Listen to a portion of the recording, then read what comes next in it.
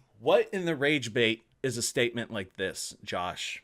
Okay, you were one of the biggest front-facing members of the entire Commander format, okay?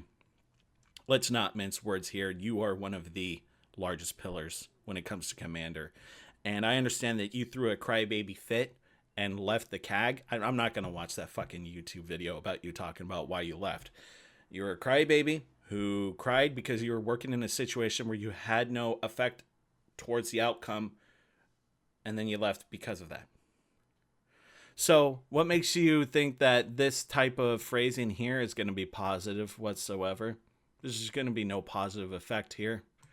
The RC has just handed the keys to Wizards of the Coast. They should have handed the keys to the Wizards of the Coast when Wizards of the Coast printed Commander 2011, when they printed Commander 2013, 2014, 2015, 2016, 2017, 2018. This was never your format. I want the person who's watching this video that thinks that they had some semblance of ownership over this format to understand the fact that you did not own this format. You did not design the Commander decks and printed them and sold them and made a profit off of it. Sure, you may have some sort of agency with, these are my cards, I'm going to play them any way I want to play them. That's great. That's lovely. That's how card games should be engaged with. Taking ownership over a format, especially one in which you get no dividends from, it's fucking stupid. Okay, last thing that I want to go over here is Shivan Bot, I think is his last name, Shivan Bot. Some of y'all, though, I'm never fucking talking to or acknowledging ever again. Fuck off and die, you specific individuals. This is... what's a good way of putting this? I don't think there is a good way of putting this. This is somebody who's obviously going through some sort of grief. It seems like he doesn't normally ever tweet like this. I don't follow him on Twitter, but I do. Maybe I do follow him on Twitter. No, I don't. It says follow right here. But I see him on my Twitter feed, and he's a genuinely nice guy. But this right here is indicative of a problem with the entire format from the ground up, and it's that I've said again, because Wizards of the Coast chose to take no responsibility over the format for the last 14, 15 years, you get situations like this, where people who think that they have some sort of ownership or excessive involvement with the community take things very personally when shit hits the fan. Do you see people acting like this when Standard would get a lot of bannings, or when Modern would get bannings, or Legacy? No, you only get this with Commander, because it's a bunch of casual people who think that their investments into the game entitles them to act specific ways. I'm going to play another TikTok video of mine here, just because I love my TikTok and I love myself so much. But we're going to go over the whole ownership of pieces of cardboard and how them being an investment is a fallacy that you need to unlearn yourself from. So one of the biggest issues with Magic the Gathering, like just in general, is the coddling of people's collections. People have been buying into this lie for decades now that your cards have a monetary value and therefore it should be some sort of investment, whether it's a personal investment or, a financial investment. And that's just never really been the case. You buy a piece of cardboard with the intent of playing with it. If you buy it with the intent of holding onto it and selling it later, and then you lose money out on it, that's entirely on you, and sorry to say, but you're a fucking moron if you do that. Now, look, I bought a foil 7th edition Shivan Dragon back in 2014 for $15. I have watched that card skyrocket up to just shy of $3,000, but I held on to it and didn't sell it. It settled back down to around $1,200, $1,500, depending on who you talk to, but I'll never sell that card because I bought it as a collector's piece, because Shivan Dragon is my favorite card. It's still worth the $15 to me that I paid for it, even if it could pay rent for me for a month. That's just how it is, man. Like, for all the people who spent ungodly amounts of money on Mana Crypts and then lost your ass out on it, I find it impossible to feel bad for you. I'm sorry, it's just too fucking bad. And the reason why I brought up that video in the first place was because of the ending there. That's the attitude that the rules committee should have shown towards all the people who got really mad at their supposed investment tanking is go fuck yourself, okay? If you wanted to spend $200 on a piece of cardboard, or if you wanted to spend thousands of dollars on collector boxes so that way you can pull a shiny mana crypt from your Lost Caverns of Ixalan packs, and then you're mad because they were banned out, sorry, but go fuck yourself. Okay, welcome to trading card games. We have been dealing with this problem for 30 years, and at this point, it's not a problem. It is a feature of how this industry works. Okay, card games are frivolous. You do not need to play card games.